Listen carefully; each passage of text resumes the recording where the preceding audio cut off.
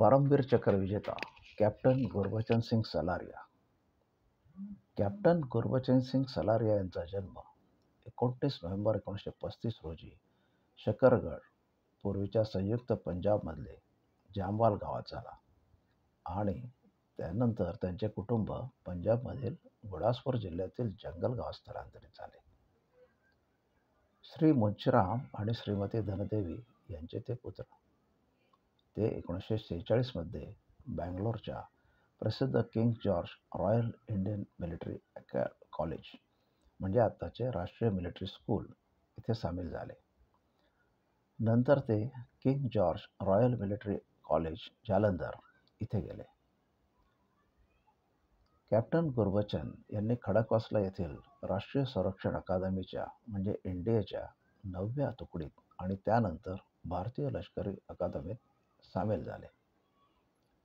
1957 मध्ये त्यांना 1 गोरखा रायफल्समध्ये नियुक्त करण्यात आले. ही एक पायदळ रेजिमेंट आहे. ती तिच्या निर्भय सैनिकांसाठी आणि असंख्य युद्ध पराक्रमांसाठी ओळखली जाते. कॅप्टन गुरबचन सिंग सलारिया हे काँगोमधील संयुक्त राष्ट्रांच्या ऑपरेशनसाठी भारतीय तुकडीचा भाग होते. काँगोमधील संयुक्त राष्ट्रांचे ऑपरेशन जुलै 1960 ते जून 1964 पर्यंत चालले. या ऑपरेशनचे उद्दिष्ट बेल्जियन सैन्याची माघार सुनिश्चित करणे, गृहयुद्ध रोखणे आणि संयुक्त राष्ट्रांच्या कमांडखाली नसलेले सर्व परदेशी लष्करी कर्मचारी आणि सर्व भाडोत्री सैनिक यांना काढून टाकणे हे होते.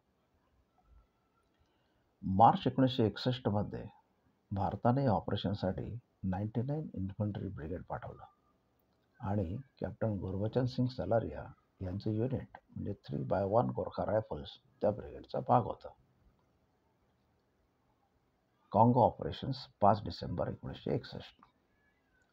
डिसेंबर 1961 मध्ये कॅप्टन सलारिया यांचे युनिट 3x1 गोरखा रायफल्स संयुक्त राष्ट्रांच्या कमांडच्या मुख्यालय असलेल्या कटंगा प्रांतातील एलिझाबेथ विले येथे तैनात करण्यात आले होते. ते देशाच्या संघर्षग्रस्त आग्नेय भागात होते. 5 डिसेंबर 1961 रोजी कॅप्टन सलारिया यांना हवाई क्षेत्राजवळ बंडखोरांनी उभारलेले रस्त्यांवरील अडथळे दूर करण्याचे आव्हानात्मक काम सोपवण्यात आले. 16 सैनिकांच्या एका छोट्या सैन्यासह आणि 3 इंचाच्या मोर्टारच्या मदतीने कॅप्टन सलारिया यांनी एलिझाबेथ विले हवाई क्षेत्राजवळ असलेल्या शत्रूच्या अडथळ्यांवर हल्ला केला.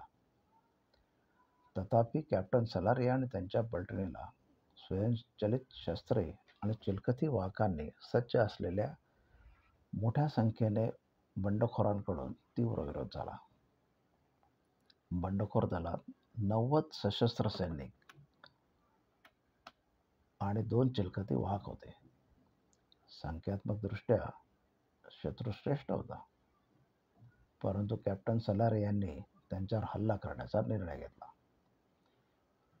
आणि जय महाकाली आयो गोरखाली म्हणजे महाकालीचा विजय, गोरखा येथे आहेत अशा गोरखा घोषणा देत आपल्या सैनिकांचे नेतृत्व करत प्राणघातक हल्ला केला. त्यांनी बंडखोरांवर क्रूरपणे हल्ला केला आणि जवळच्या लढाईत त्यापैकी अनेकांना यमसदनी पाठवले. तथापि या गोळीबारात त्यांच्या मानेवर स्वयंचलित गोळीबार झाला आणि ते खाली पडले. ते जखमी झाले आणि तिथे शहीद झाले.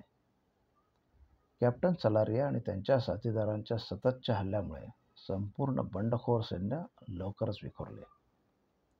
कॅप्टन गुरबचन सिंग सलारिया यांना त्यांच्या शूर धैर्य, अढळ नेतृत्व आणि सर्वोच्च बलिदानासाठी देशाचा सर्वोच्च शौर्य पुरस्कार परमवीर चक्र देण्यात आला.